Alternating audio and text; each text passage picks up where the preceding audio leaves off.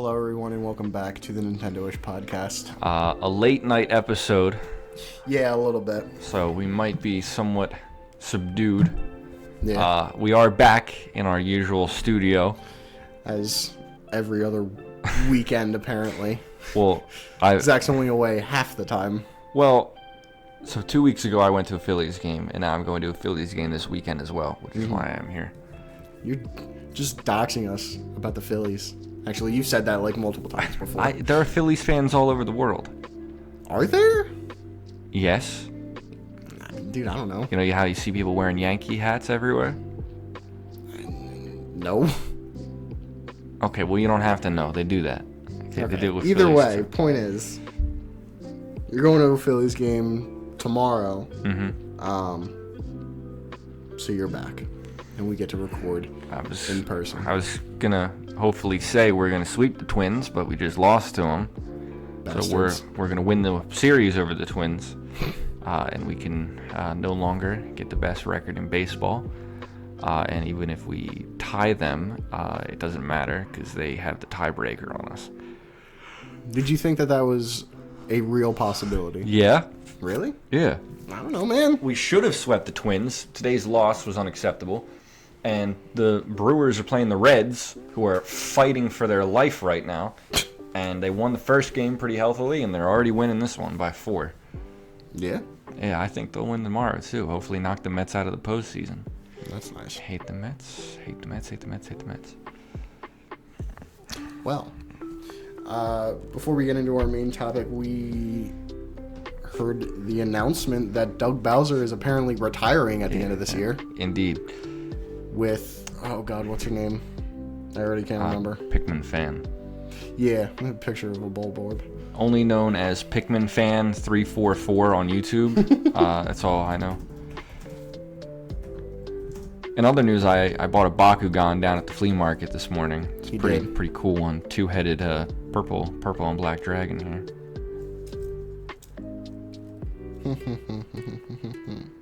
These things are so cool. This is not giving me the answer I want. This isn't giving me the answer I want, so I'm gonna ignore it. America. No, it's just Devin Pritchard. Pritchard. Yeah, Devin Pritchard. There we go. Good for her. Yeah, good for her. Good for her. I mean, I don't know what to say. I mean, Hopefully she's they're just a as good president. as Reggie. Yeah, well, they're just a president of a national branch of a global organization. I mean, I don't know, man. I'm sure she's gonna get a nice raise. You think? I'd like to be president of Nintendo of America. Yeah, what changes would you bring to Nintendo? First of all, Oh, God. Are we going to go on your capitalist no, spiel? no. If I'm part of the system, I'm part of the system. I would say more original IPs. Oh, that's fair. Finally make another Mario baseball game. Yeah. Are we sure we want that Yes. after the last few have been kind of not... They haven't made a Mario baseball game in years. Yeah, but they brought back Mario Strikers and that was shit. 'cause Mario people who Golf made it were was idiots. very mediocre. Okay, first of all, the new Mario Tennis looks cool. The new Mario Tennis We all does look admit. kind of decent. More pack-in titles, less DLC. Just make it part of the base game. Yeah. Here's a free DLC. $30 and you get to play the full game. I'd rather have free DLC though. I know, everyone would rather have just free saying. DLC. It's free. Anyway, Jesus, I'm tired. you sounded a little bit, but I think It's been a long one today, too, believe me. it's been quite a week. Hit arms. Hit arms. Not understanding. I hit arms at the gym. Oh, I'm not yeah? talking about the video game. Sorry, I know that's all you know about arms. And the arms you have stored in your closet. I asked why do you have all those arms stored up, and Zach, you wouldn't shut give the me a fuck reason. up. You're not supposed to disclose any of this information. No. I think that's about all we really have to talk about, because I am personally more interested. Not a lot of news this week in this main topic. I as well. It's a very interesting one. Yeah. Such a good topic. I thought we already did it, but no. So this week's main topic is difficulty in video games. What we did was like difficulty and challenge. Difficulty versus challenge. Right. But this week it's a philosophical debate. Yeah. Well, this one's gonna get kind of philosophical too. So how easy is Silksong? It's not fucking easy. It's not easy. Noob. But an interesting question that I want to pose to you right now is why do you think some people like throwing themselves at the same boss over and over and over again and still have the motivation to do it after 50 tries? Because they want to get good.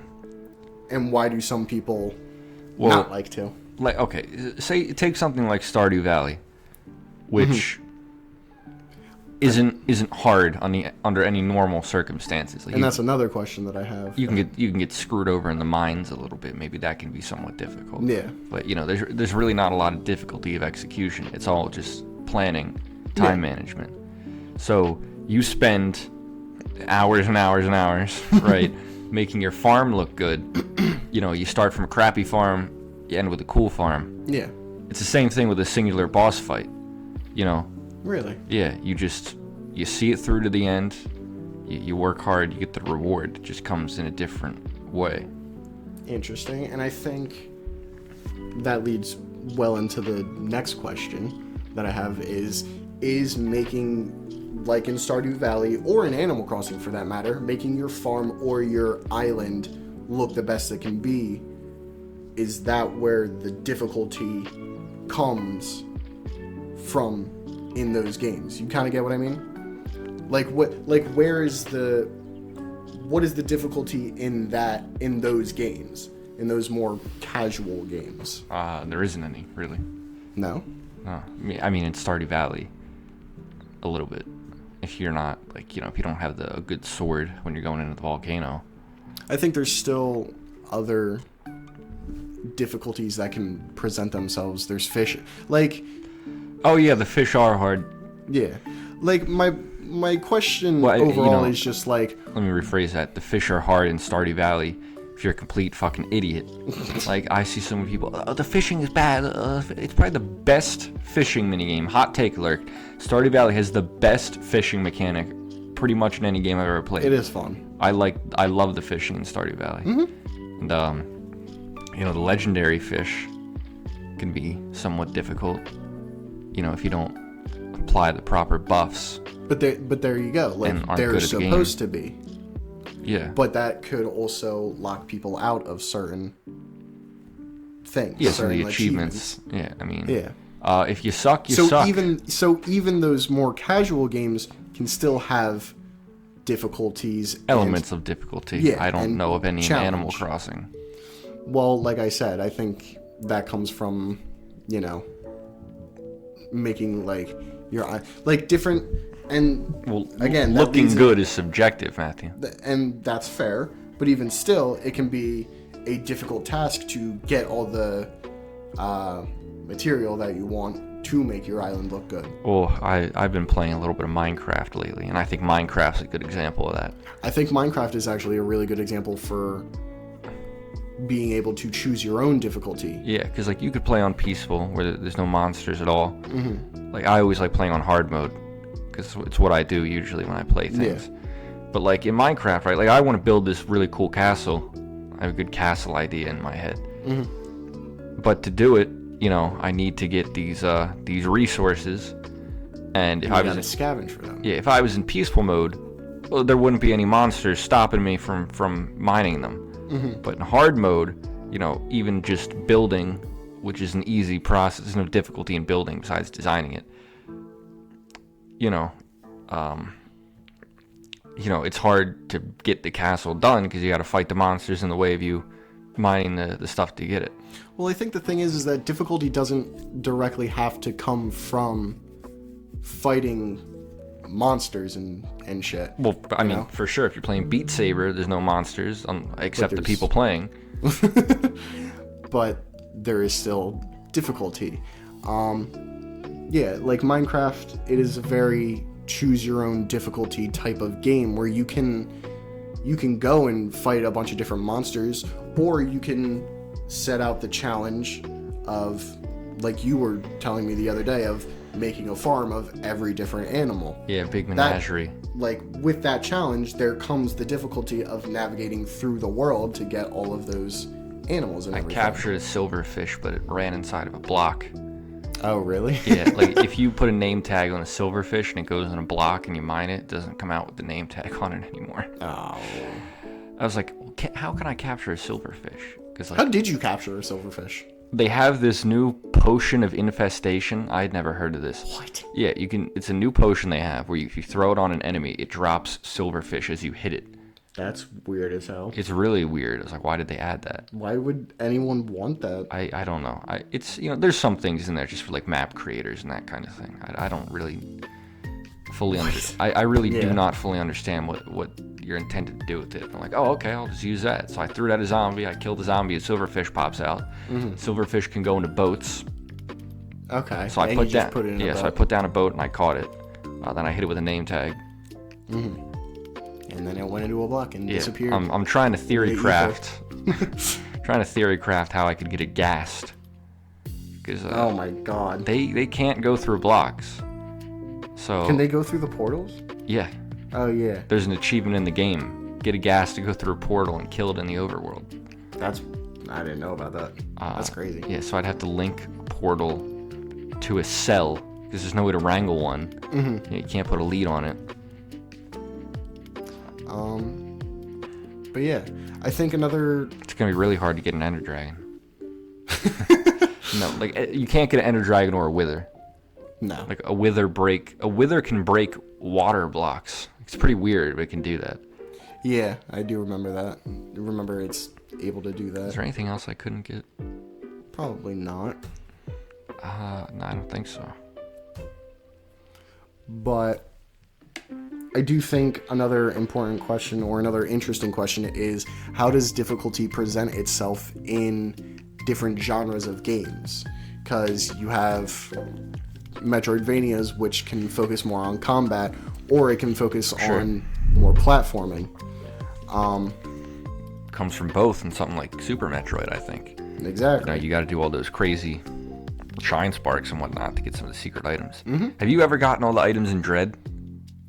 I think so. They make you do some really cool stuff. They make you do some really crazy things. Yeah, like you got to do like the multi-spark to get that one. Yeah. In the underwater place. Dude, some of the Metroid really Dread things are fucking insane. That game is so good. I hope those people are working on another. I'm sure they are. What is it? Metroid 6. Next level? Mercury Steam. Mercury Steam. That's Next level games. They're the people who make What? I should know this. I really should know this. Look that up. we both should know this. This is embarrassing. It's a late night episode. Luigi's Mansion?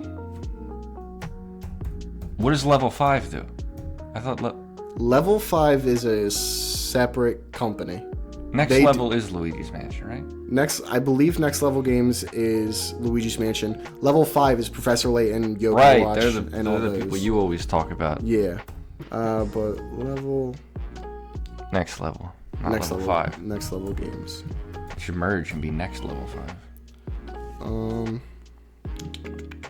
I'm pretty sure you're right about the Luigi Mansion. They did Mario Strikers. I thought that as well. List of games developed. Mario Strikers. They did Punch Out. For the Wii? Yes. Oh, dope. That game's great. Luigi's Mansion Dark Moon. Luigi's Mansion 3. God, I hate those games. Okay. 13 million copies, man. For Luigi's Mansion 3. Damn, why? I don't know. I don't really care. That really for it. came out of nowhere. But anyway, back to how difficulty can present itself. I think, like, how...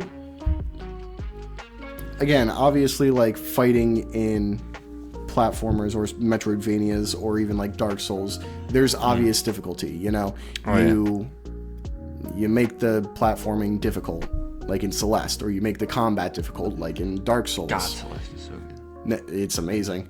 But like in an RPG, how do you scale difficulty? How do you make things more difficult? Because you're not actively playing, you're not actively moving things. The monsters hit you harder, and they take more hits to kill. But that itself is not difficult. Like, well, okay.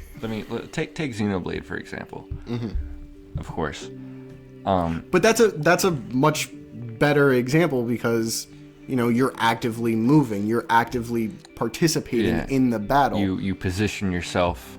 Exactly. So, but within a typical RPG. Okay, let's talk Bug Fable.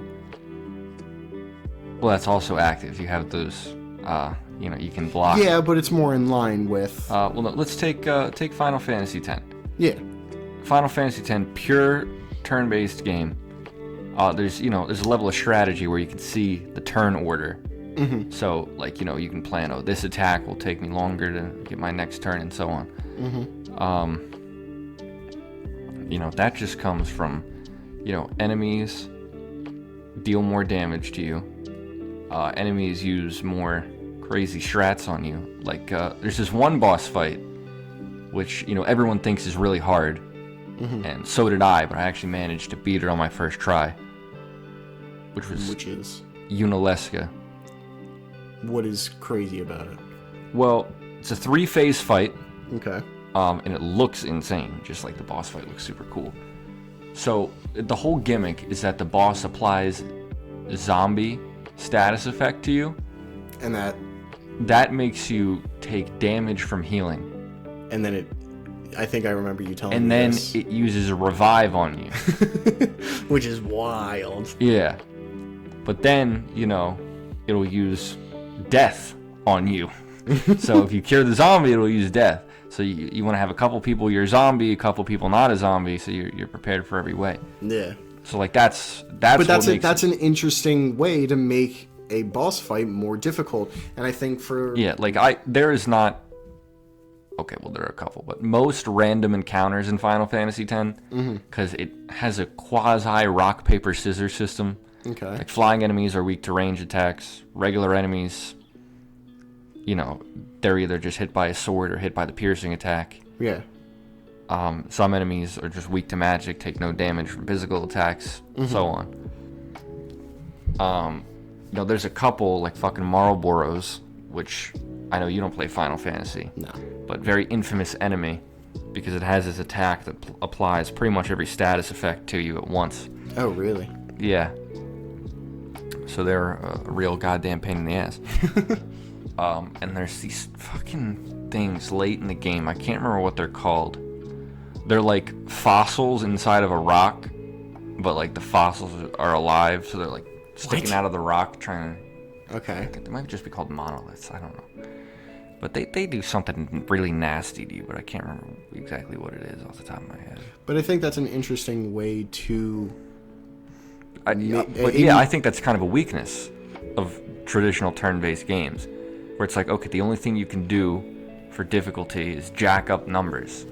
But I think But like Final Fantasy does it creative in that, but, it can go a little too far, where like with the status effects, it's just like, okay, it gives you every status effect at once.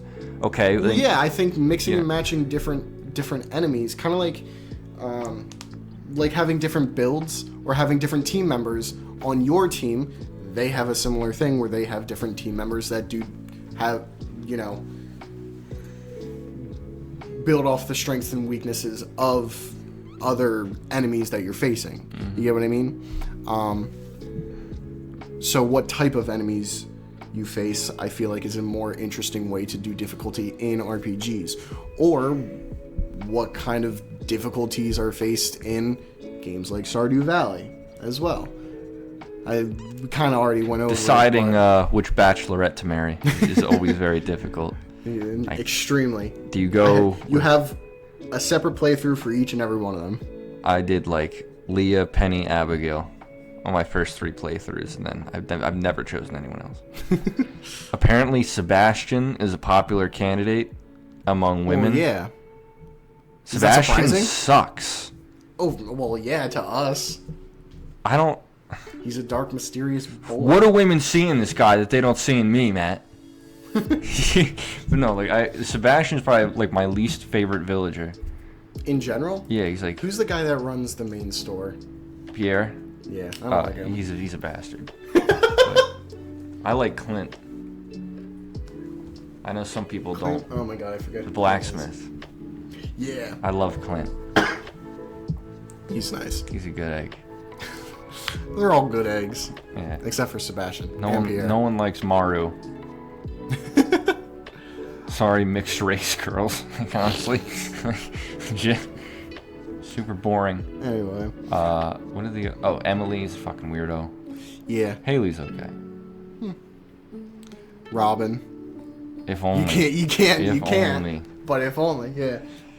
Shout out to Concerned Ape, put so many fucking redheads in the game. He knows what's up. Anyway, back to difficulty. I think another question that has always been stirring around is difficulty options or accessibility options. And why can't Pokemon implement them into their game, even though they did that one time? But don't worry about that. Yeah. Well, actually, I think this is an excellent example of how you could fuck one up. I think we've talked about this before. It's called challenge mode, which, based on how we define things, is going to make it confusing. Yeah, challenge mode is a difficulty setting. Mm-hmm. So what it does, it increases the level of, I think, like every trainer Pokemon by 2, give or take, depending. Like if you're a gym leader or boss, you might have more. Okay. And it puts more Pokemon on the teams of some of the boss fights. That's more interesting. Exactly. However, the way that experience works in Generation 5 as opposed to the last generations. So like say you fought a level 64 Charizard. Mm-hmm. No matter what level your Pokemon is, it's getting the same EXP from taking down that level 64 Charizard. But starting in Black and White, and I don't know if they continued this through the later games because they all suck and I don't play them.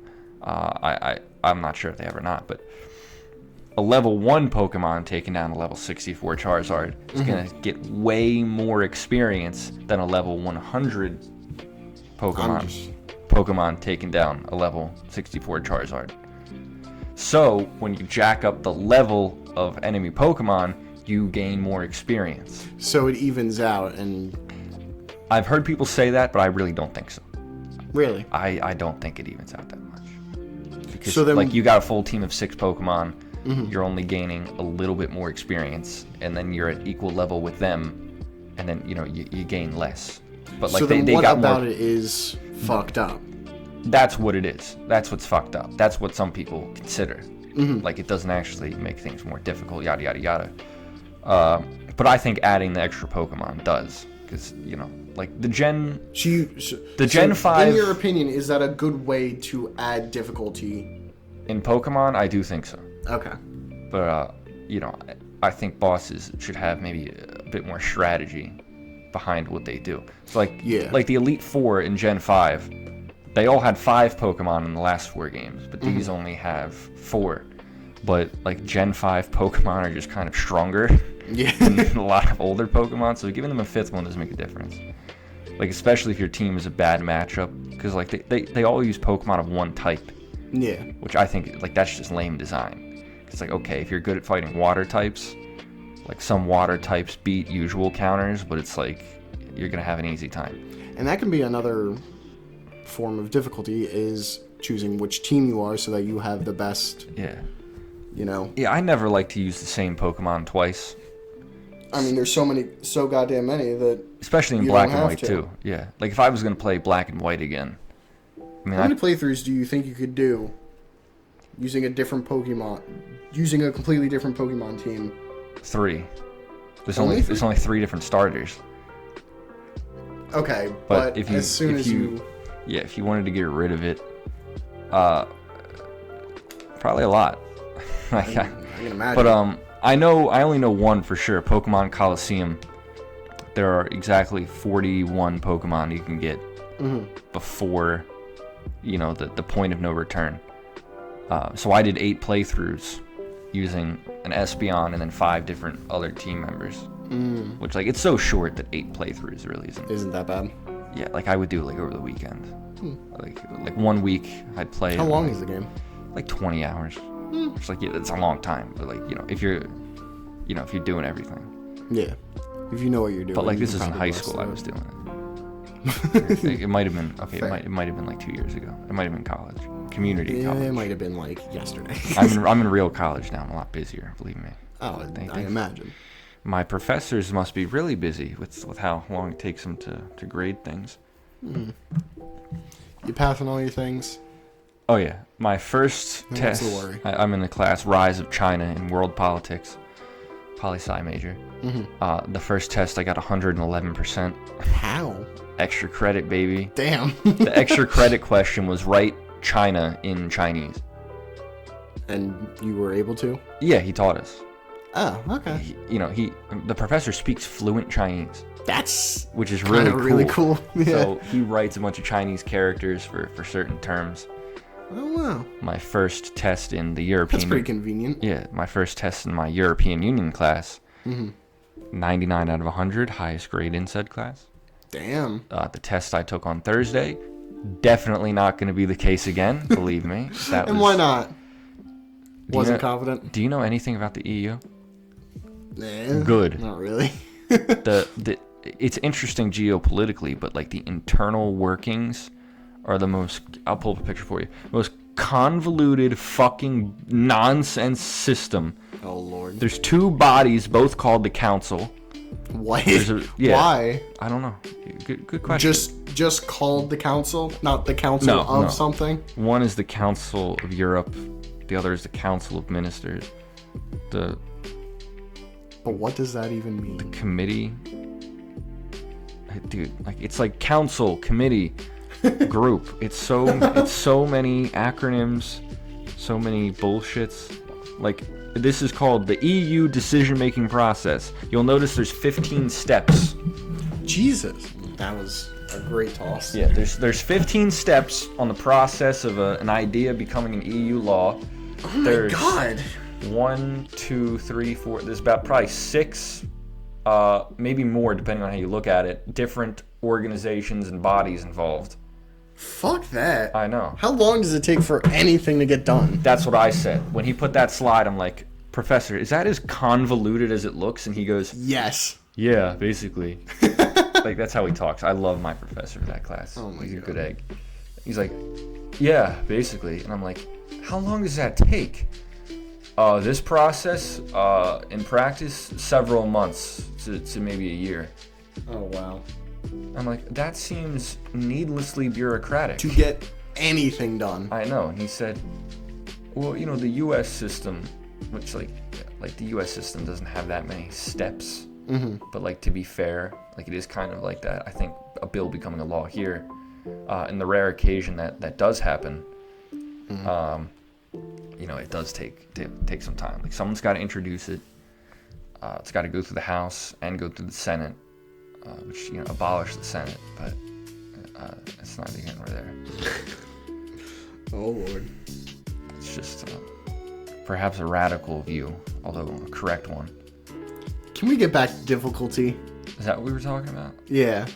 I don't know how we got here. But yeah, that's in Pokemon Coliseum. If you use how did we get here? If you use Espeon on every team, you can make 8 different ones, and it's really fun. It's like a draft. Yeah. It's okay, I want to use the 2 of the 3 legendaries on team 1, and I'll use the 3rd of the 3 legendaries on team 2. Team 3, oh shit. Team 8 was so much fun. Yeah. It was the 5 worst Pokemon. I was creating the best team I could. I wasn't let me save this one for that one. I was okay, if these Pokemon were the 5 best I can make into a team. And then you screwed yourself for the last one. It went well. Yeah? It was one of the more interesting teams. Oh, I'm sure, because it was more difficult. Yeah. I think 4 out of the 6 were weak to rock. 2 of them were 4 times weak to rock. Oh. But despite Rock Slide being a really good move in 2v2, which is what Coliseum is, I don't think there's a single enemy trainer that has Rock Slide on their team. Really? It's very strange, because there's a lot of Earthquake strats that they use. You would think with it being such a good move, they'd put at least one. But like that was the only time where I was struggling to find moves to put on my Pokemon. And you said that you found that playthrough more fun. Yeah. Why do you think that is, though? Well, it was a challenge run. It was hard because my Pokemon were all really, really crappy. Yeah. Besides Espeon. And like that was actually the only playthrough where I like reset the game at the beginning to get an Espeon that was decent, like random stats. Because like I'm not gonna go in with it. Like if I went in with a bad Espeon, like I was not making it. Like if I got an adamant one, like no way. But you knew you were struggling. You knew it was more difficult. What motivated you to keep going? To see if I could do it. It's like, okay, I have a team of a Yanma, Murkrow, Delibird, Apom. Oh, what's the last one? I don't know. Yanma, Delibird, Murkrow, Apom, and Ledian. Wait, did I use Yanma? No, I didn't use Yanma. Hold on. Sorry. I don't know. But, yeah, so you did it. The motivation, I feel like the motivation behind any game is very important. Because you can do a run, like you said, just to see if you can do it, but there's also, like I said, in Dark Souls or in Silksong, you throw yourself at a boss. Sorry, I just oh no, it was Yanma. Half my team was 4 times weak to rock. Yeah. But like, I thought that was fun, because like, Yanma was actually an interesting Pokemon. So Yanma's whole thing is that it's got an ability that boosts its speed at the end of every turn. Okay. But it's already really fast, so it doesn't really benefit from that. Okay. But it has a move that lets you switch out to another Pokemon and then pass that speed boost onto it. What? Yeah, it's called Baton Pass. Okay. It is banned. Clever. It is banned in most competitive formats because it's broken. So like you switch out, and the buffs you had, and nerfs and really anything passes on to the guy you send in. Okay. So if you had a guy that was super strong but super slow, you send him out with those speed boosts, you win the game. Yeah, I can imagine. But you get Yanma in this game too late for it to learn Baton Pass. Oh. So then it's like, okay, well, its whole usual gimmick is no more. Yeah. Speed boost is now a useless ability. So what do? It's got another ability, Compound Eyes, which boosts the accuracy of all of its moves. Okay. Does Yanma learn really good moves that are slightly less accurate? Yes. Oh. So what I would do is like, Toxic is a very important move. Applies poison, 95% accurate. Compound Eyes makes it 100%. Oh my god. Screech lowers the enemy defense by 2 stages, 85% accurate. With Compound Eyes, 100% accurate. Oh my god. I know. So you just gotta, like, I spent hours on Bulbapedia reading the list of moves that these guys get and all their abilities, just trying to piece together how it would work. Like, oh, Suicune? Yeah, I know how a Suicune works. You spam water type moves. You're one of the bulkiest Pokemon in the game. They can't hurt you. Ledian. Like, Delibird, I could not think of a 4th move to put on it. Like, that was probably the worst one. Yeah. Like, it came with Fly, which is a flying type move. Do you believe it? Every one of my Pokemon had Protect. I put on Ice Beam because it's a good ice type attack, and it's like, okay, what now? What do I do now? So I just put some random move on it. And it worked. Yeah, even Ledian, I was really pushing it. Yeah. Because it had Protect, which everything had. It had Giga Drain, which was grass type coverage. I only had 5 PP, which means I can only use it 5 times before I couldn't. And I'm like, okay, do you know what Hidden Power is? No. So Hidden Power is a move whose type God damn it. is random. So like depending on the Pokemon using it, it could be a fire type attack or a dragon type attack. It's totally random. Yeah. So I'm like, let me test what Ledian's hidden power type is. Maybe this could be helpful. Its hidden power type, it was grass. It was grass, like the only good attack it learned. So I'm like, well, what the fuck? Then I figured out to learn to Focus Punch. Okay. Do you know what that is? Vaguely. It is one of the strongest attacks in the game, but if you get hit, you go last. You always go last. Okay. And if you get hit by an attack, you lose your focus, then you can't, the move is canceled. Okay. So you just gotta hope you don't get hit? There's no hope involved. The AI in Coliseum is very predictable. Is it? Yeah. Okay. So all of my Pokemon being super fucking weak came in to help me. Because the way the AI works, if it can KO Pokemon, it's going to. So despite Ledian being exceptionally weak, sometimes other Pokemon were weaker. So throwing out a Focus Punch was really good a lot of the time. Even though go for the one. Yeah, even though it's not stab and Ledian's attack stat is piss poor. But like Ledian, people don't know this. People on the street don't know. Ledian's special defense stat is like 120. Wow. Yeah, it's very high. Yeah. So it was actually a really good special wall, and its fourth move boosted special defense. And then Murkrow just threw out stab dark moves. Apom was just a physical attacker with really good coverage. Shadow Ball was a physical move. What? Yeah, it was. Physicality versus speciality was determined by the type back in the day. So Blaze Kick was a special move, not a physical move. They changed that in Generation 4. Really stupid. This is weird. Yeah. So Shadow Ball, Brick Break, just good coverage, and then Protect. Yeah, it was fun.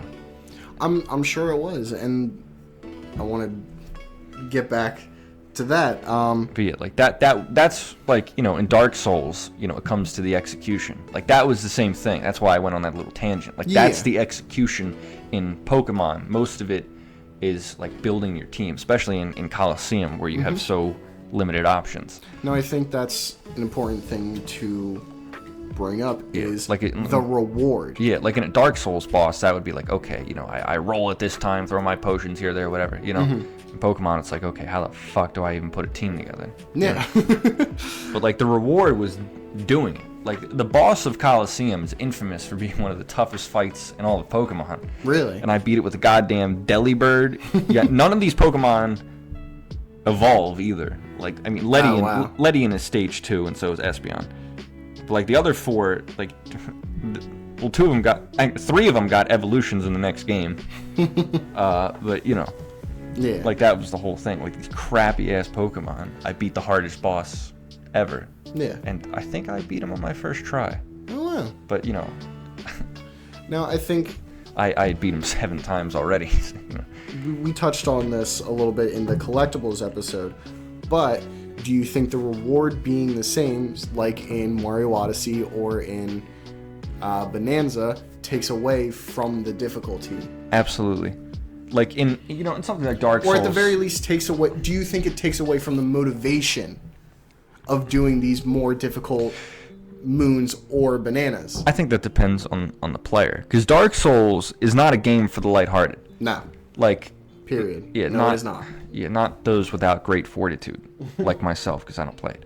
But like the joy in that game, the reward is getting to just beating the boss, right? Like you know, but like in games where in Mario Odyssey, where you get a reward in game, you know, sometimes maybe you feel slighted, like, oh, it's just more moons, it's 1,000 of them. Like, yeah, like why? Like I liked more challenging or more I liked doing moon. the harder shit in Odyssey because I liked the game.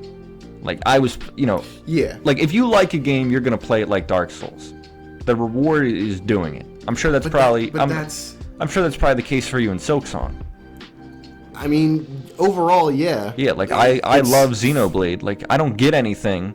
It's getting down the execution and mastering that boss fight. Like, That's the motivation for me at the very least. In a Xenoblade 2 in challenge mode, the better your rewards really aren't based on how fast you beat it. What's it based on? Just it is honestly one of the dumbest systems in any Xenoblade game. So basically, like, as you damage enemies and kill them, they drop these cubes, and then picking up those cubes determines your reward level. But picking them up takes a lot of time, so it doesn't make any goddamn sense. It's as you beat the boss?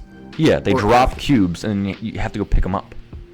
So it takes way too much. It takes a ton of time to build up to like a level 3 reward. Not only would that take a lot of time, that would also distract you from the actual boss. It's dumb. It's dumb. Unfortunately, that is weird. Unfortunately, that's how you get all the best items. But of course it is. There's a thing you can do. So of course it is. Challenge mode is split like on Xenoblade's difficulty scale, which Xenoblade 2 is actually kind of bad. Yeah. Yeah, Xenoblade 2 is kind of a very bad difficulty system. But like there is a custom difficulty system. So you can go on custom difficulty, lower the enemy HP all the way down, and then why? And then but the rewards are the same. So that's how you get the best item. But okay, so that's so anyone can beat the game.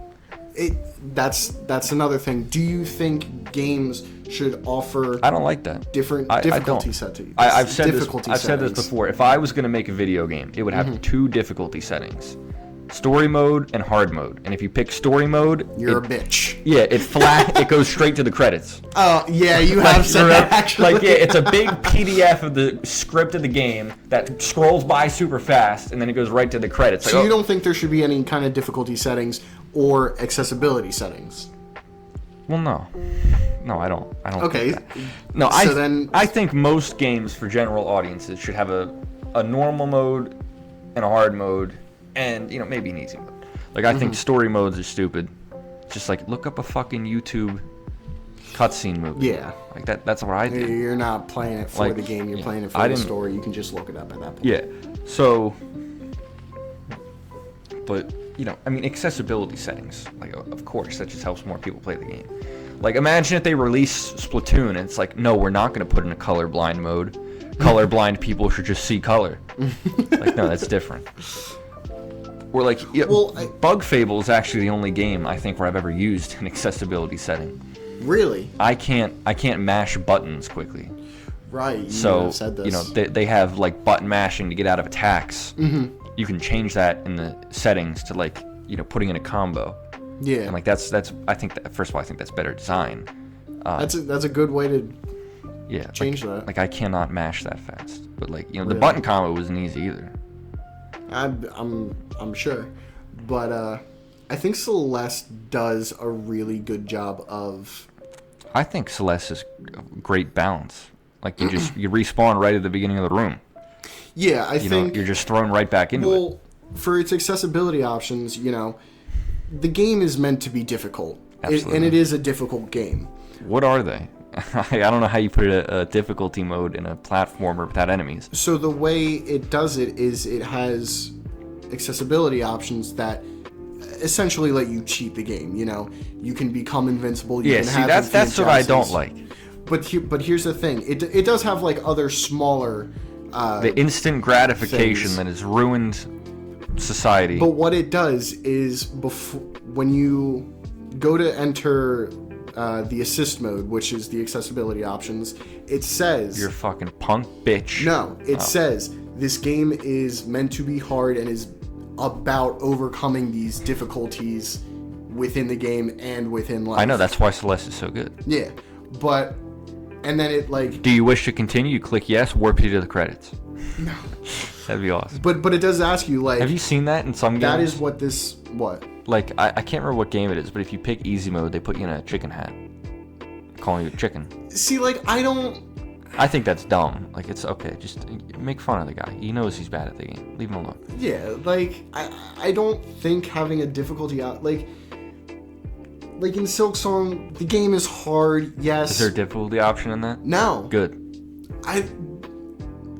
But does that lock people out? Yeah. Is that a good thing? Yes, the Why? faint Why, of heart. though? The faint of heart. Why though? Why should people be locked out of enjoying a game because they're not as good?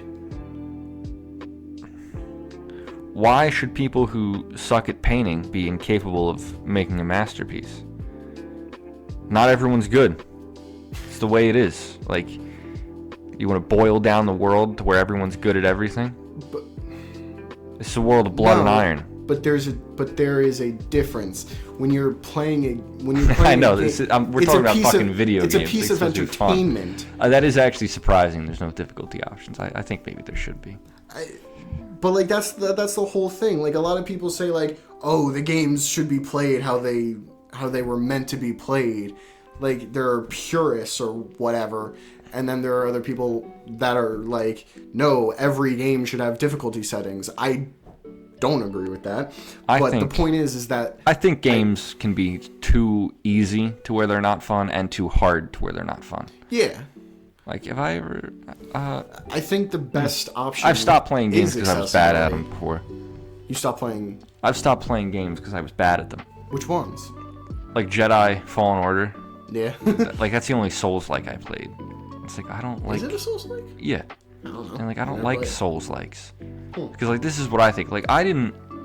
Like it was hard for me because I suck at those kinds of games and I don't like them. But you don't. But do you not like them because you're bad at them? Like I don't like first-person shooters all that much. I don't think I'd like them either. But I'm bad at them. And I know I'm bad. No, I was bad at platformers the first time I picked one up, but I liked it and I got good. I didn't like the process of getting better, and I didn't think I'd get satisfaction out of that. So you think not being good at a game can push you, can motivate you to get better? That's why I think there shouldn't be easy modes in some cases, because it's like, okay, if you're bad at Hollow Knight, you're not probably gonna have a good time. If you like the game, you're gonna want to get better. If you don't like it, then you're just not gonna like it either way. That's the way I see it. But yeah, I think maybe there should be at least a normal mode. Like I think Vanilla Silk Song would be a hard mode in almost any game. I think I've said this, but there was jokes going around where it's like the tutorial for Hollow Knight, and it shows the tutorial. Yeah. I'd like to see a game journalist play that. And then it's can't make one jump in Cuphead. And then it's like the tutorial for Silk Song is the entirety of Hollow Knight. Yeah, basically. Which honestly, yeah, it kind of is. That was so funny when that dude couldn't make that jump. Yeah, in fucking Cuphead, dude. This game is hard.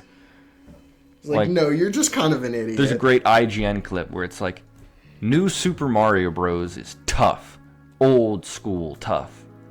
It's like, no, it's not. New Super Mario Bros. For the DS. It's like the easiest. It's not as easy. For the DS, is probably the hardest of them all. Mm-hmm. Well, it didn't have a World 9.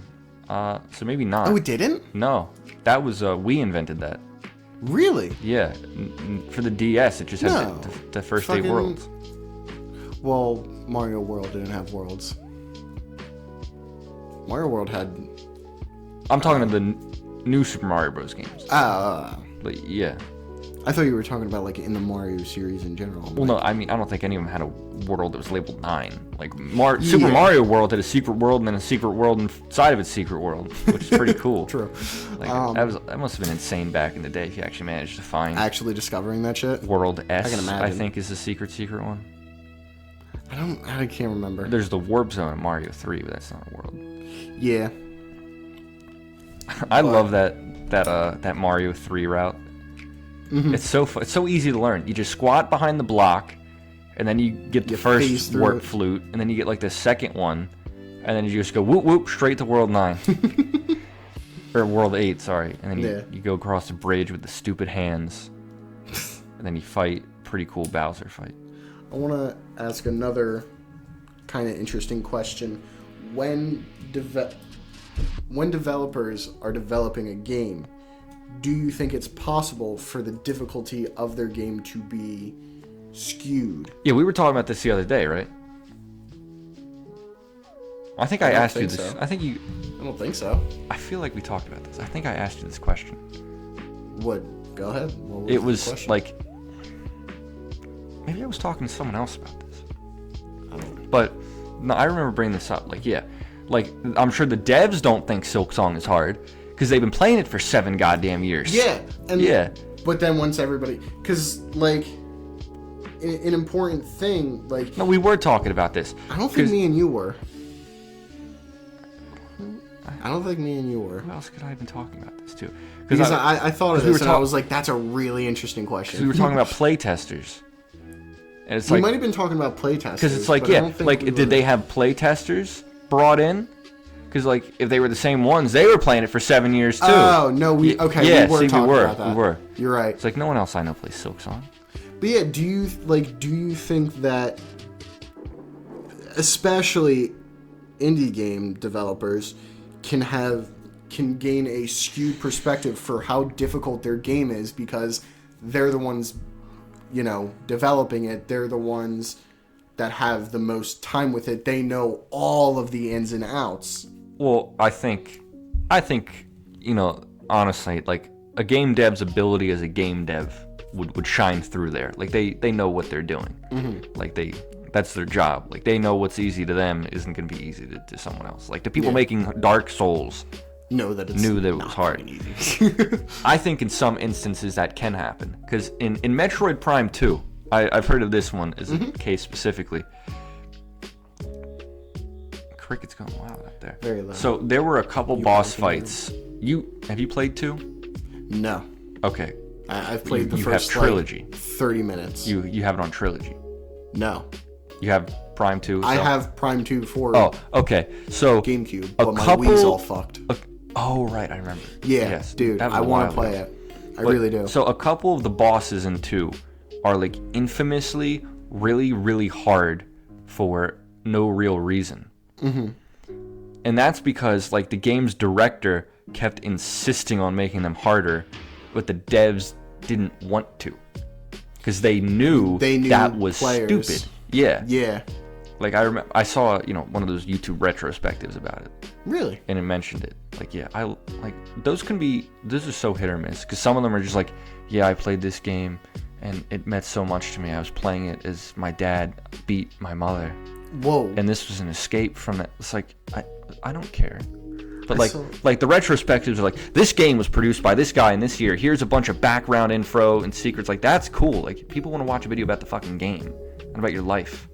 Well, I saw one actually about Hollow Knight a little bit before Silk Song came out. Shout out to the great YouTube channel I Finished a Video Game. They do great retrospectives. 7-hour one that's every Castlevania. Oh my God. Fuck that. Although I do take some umbrage with that particular one. Yeah. Because I don't think he went in depth enough about what makes Order of Ecclesia so great. I wanna find this video because I probably. You ever had that, like a Have it YouTube video about a video game? Where it's like, you watch it before you play the game, and then you watch it again after you play it, and you're just like, that wasn't right. Like, I've had that happen a couple times. Where it's just like, what was he talking about there? I actually played the game, and that's bullshit. Like, that makes me think sometimes, like, how reliable was this information? Fair. Because I went and played that game, and what that guy said was just fucking wrong. Okay, so I want to talk about this video by Thane Bishop. Never heard of that one. Neither had I. Oh, okay. The video title is Hollow Knight is the only game I trust. And what it was is... I hate those stupid ass fucking titles.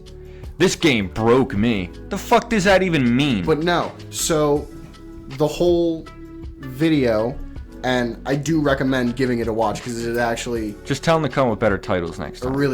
it is a really interesting video because he... Trust a video game. Well, no, because listen, an incredibly important part of that video is when he goes into the Abyss, which is an end game, like a very story heavy Yeah, I've been there. section, and he played it live, and he said in the video that he did not like, any kind of 2D platformers or Metroidvanias, and he fucking loser. And he said in the video that he did not like Hollow Knight when it first began. And okay, fine. And then he eventually kept playing it. He was streaming it, and he fell in love with the game. He started trusting the game, and again, it's a stupid word for that. Well, one of the best clips in that video is when he gets there and he starts falling down, like, just on instinct, he starts falling down the platforms, right, to go deeper into the area. And he says something along the lines of, I don't know what this is, I don't know why I'm here, but the developers haven't led me wrong, so I must be here for a reason, and I trust that the game and the developers will show me what this reason is. That's called good game design. Well, okay, yes, but it's a matter of I think that's leading the player in the right, always leading the player in the right direction. I think it's a strange way of phrasing it, but I see the meaning behind it. Yeah. But I do recommend giving that video a watch if you like Hollow Knight and if you like just kind of hearing about. There was a video that of course popped up in my recommended. It's like a 6-hour Xenoblade 1 retrospective. You watched all of it? No. Yeah, I don't know. It was terrible. It was this fucking shell of a millennial, and like it was an hour. Like he's going over the story. Mm-hmm. And it's just filling it with like terrible millennial humor. Dude, so many retrospectives are just going over the story of games. Like, why the fuck would I care about a 6-hour retrospective of a game I've never played? Like, I know the story. Or a game that you did play. Like, there are a lot shorter videos on YouTube that actually do really interesting story and character analysis for Xenoblade 1. Because there's a lot there. I'd like to shout them out. I just don't remember the names off the top of my head. Mm-hmm. Like, there's great ones. And, like, if you have 6 hours in this video. Yeah. You don't do anything interesting in the first one. No one's going to watch the other 5. Like, I remember... Like, recap the story, first of all, better than you were, because you weren't doing it good. Mm-hmm. And you're cracking stupid jokes and making banal, pointless commentary, like, you know, on it. Like, I love this game. That was a stupid fucking story beat. Literally the coolest thing ever. That didn't make sense. Dude, like, I remember... Fuck yourself. I actually watched a video the other day. I heard that term, millennial humor, and I didn't know what it meant until I watched that video. I'm honest about that. Yeah. I didn't get the whole millennial humor thing until this dunce fucking revealed it to my mind. So thank you. I understand things better now. I think that was worth an hour of my life, understanding millennial humor. I did watch a video the other day of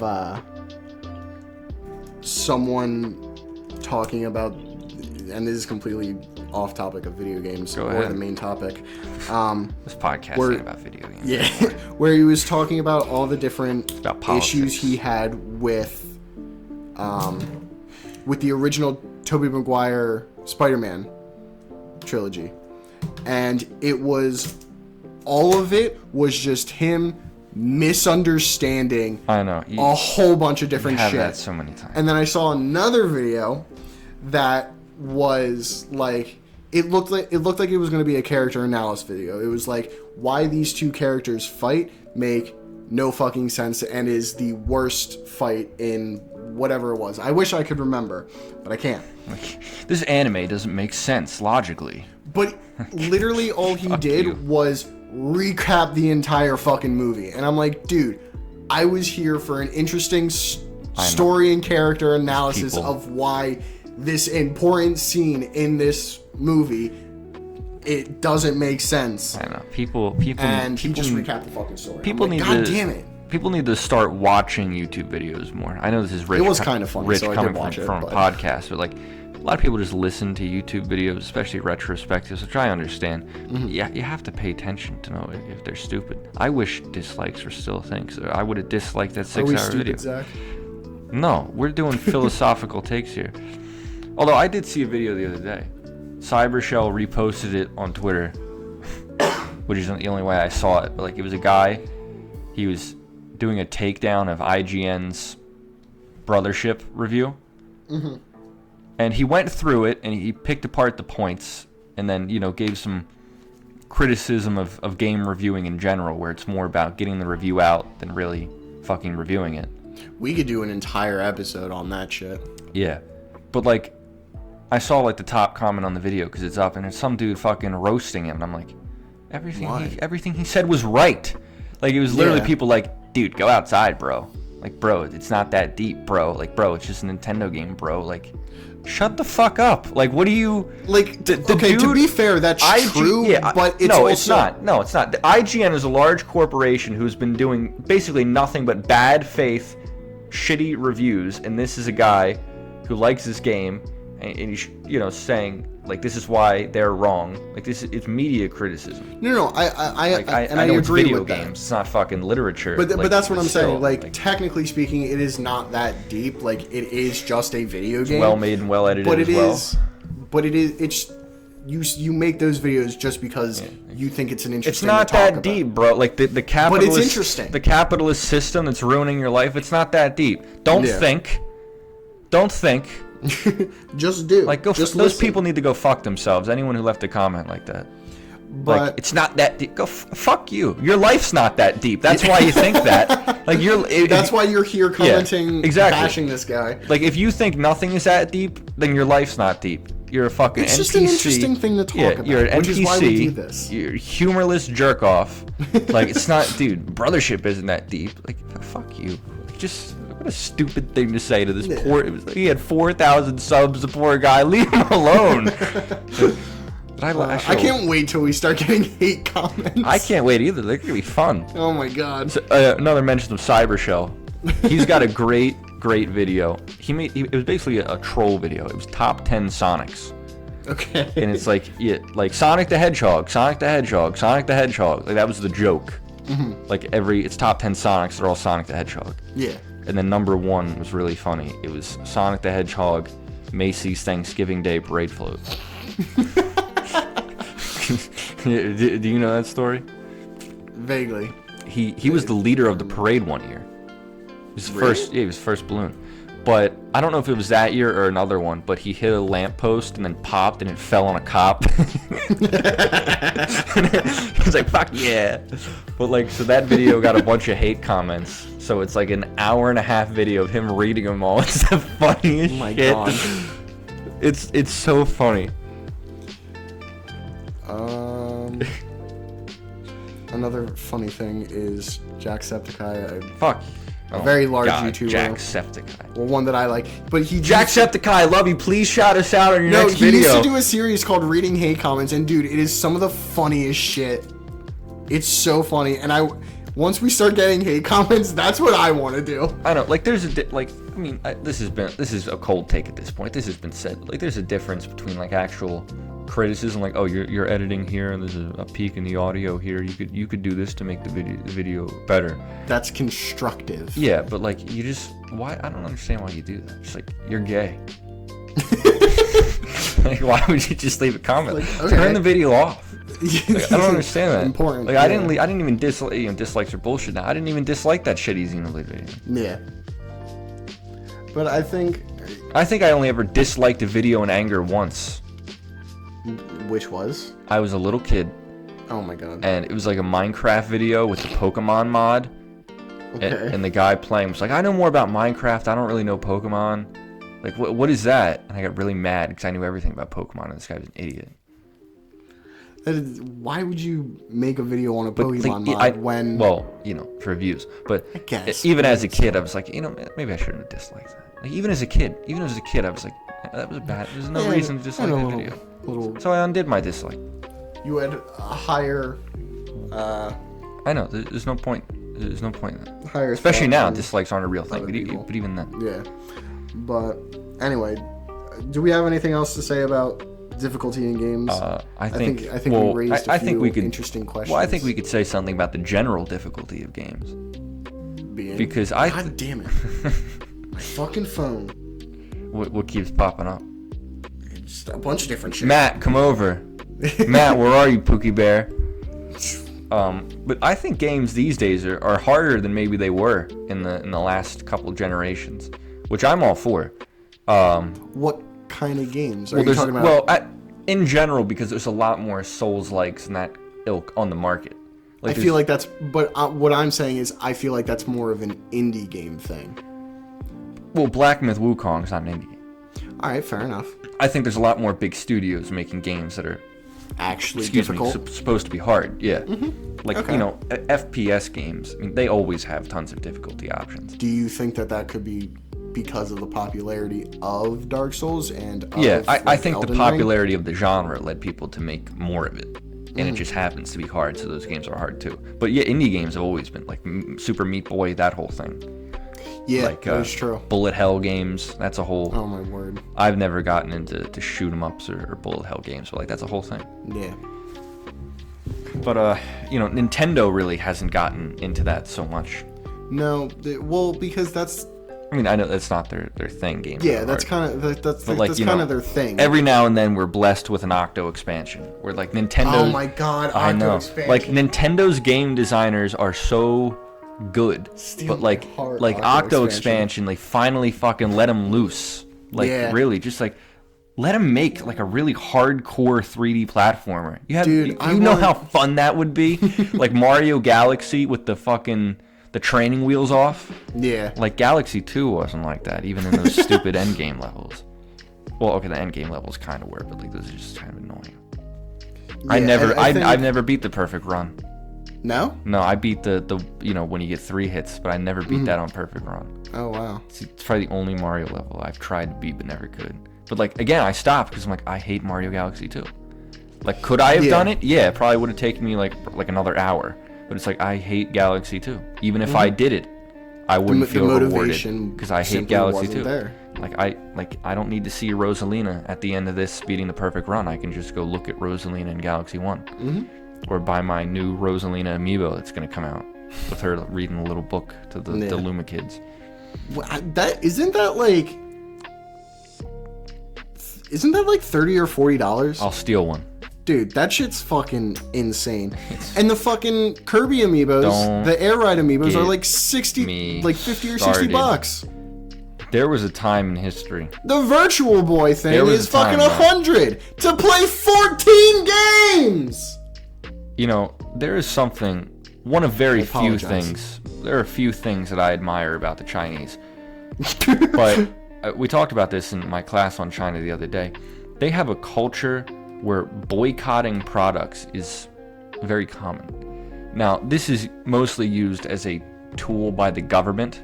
Like, no one's protesting in China unless the government is okay with it. No. So the government kind of sponsors, sort of, you know, they don't say they are because they got to keep cover, but like they sponsor boycotts of foreign goods. So like, you know, Japan does something China doesn't like. Japanese goods are boycotted. You know, that's fucking... I know. Yeah. But in America, we actually have good reason to boycott a bunch of different things. Every single large corporation in this nation, basically.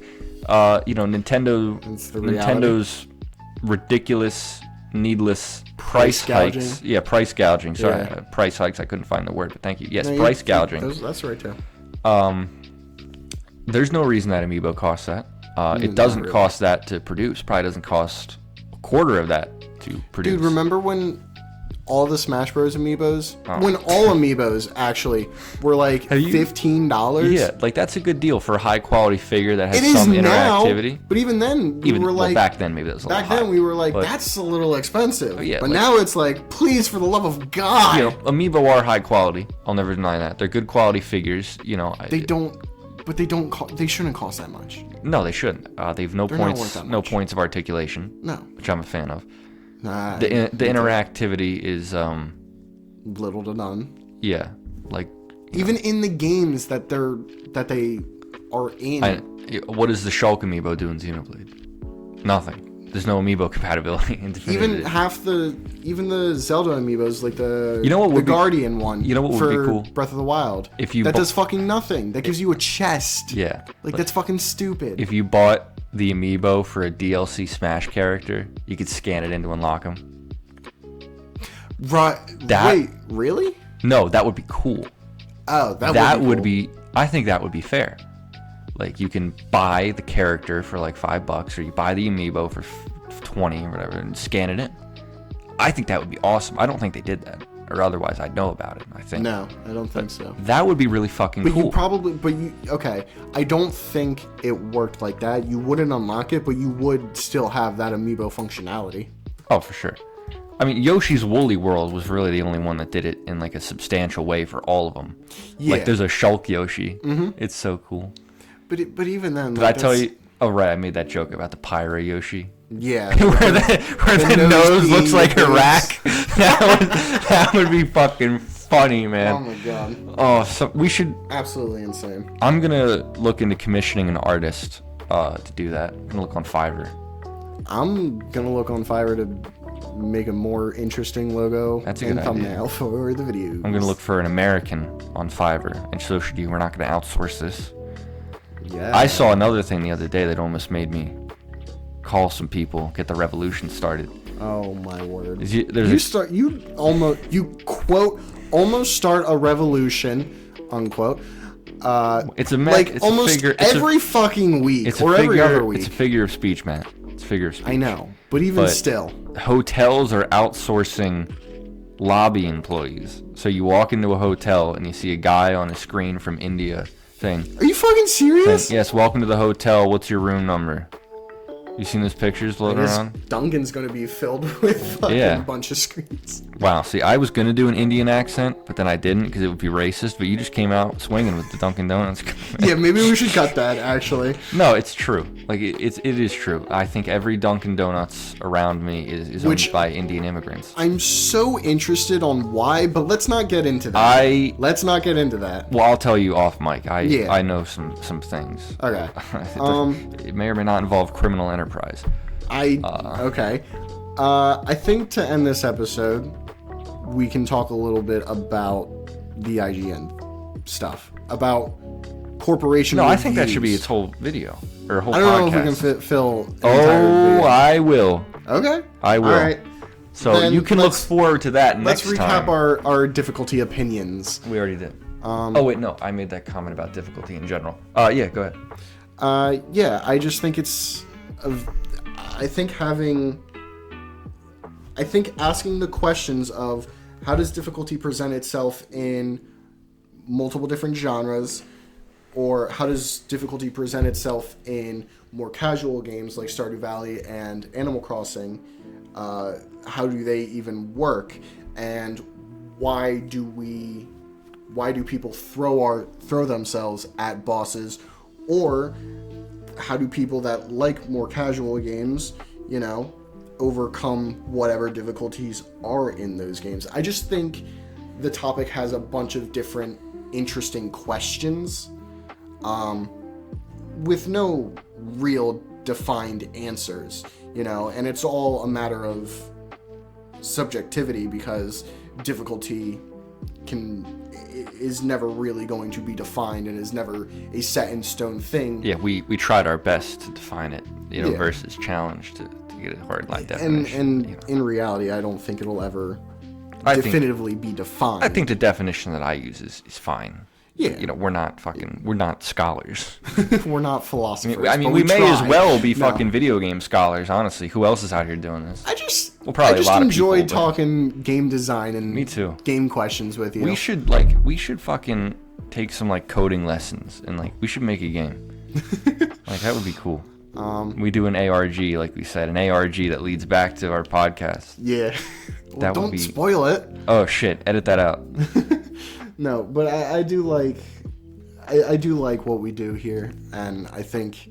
Well, I mean, it is also just really fun. It is, but I think screaming in my dorm with my roommate over to the right. I think what we talk about is different enough. What we do is just off the cuff video essays. Yeah, I mean, we do a little research sometimes. Well, yeah, but I'm saying, but I was really busy this week, so I with didn't. But game design and other things. But we both played so many video games. It's all just in our head.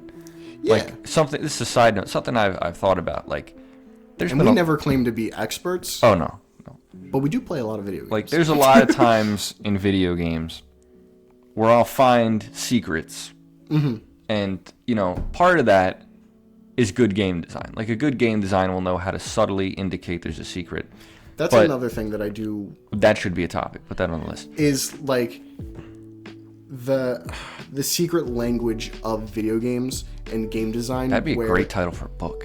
Either, where like green things are for your health, or red things are for your health, or a red barrel is explosive, so watch the fuck out for it. It's just like, or like subtle things. Like, I saw another video where they were playing a game where when the typical when you hold A you jump higher, that was never taught within the tutorial, and they were having someone who doesn't usually play games, let alone never doing platformers. That's what I was just about to say. Yeah. Like, I think there would is automatically do that. There is an instinct that comes with playing a lot of video games where you just understand that underlying general design. Yeah. So, like, I was thinking about it. That game was Hollow Knight. Yeah. But I was thinking about it in terms of like secrets. Like you would know what cues to look for. Yeah. Right. But you would also know like those invisible mechanics. Yeah.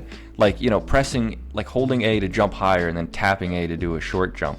That's so ubiquitous in any game with a jump button. But if someone if that was your first game, you'd have to figure it out. Yeah. That's usually not directly taught, but if you're not used to playing games, that might be something that needs to be taught. And like in Hollow Knight, another difficult thing that they were having trouble figuring out was being able to swipe up with your sword and swipe down with your sword.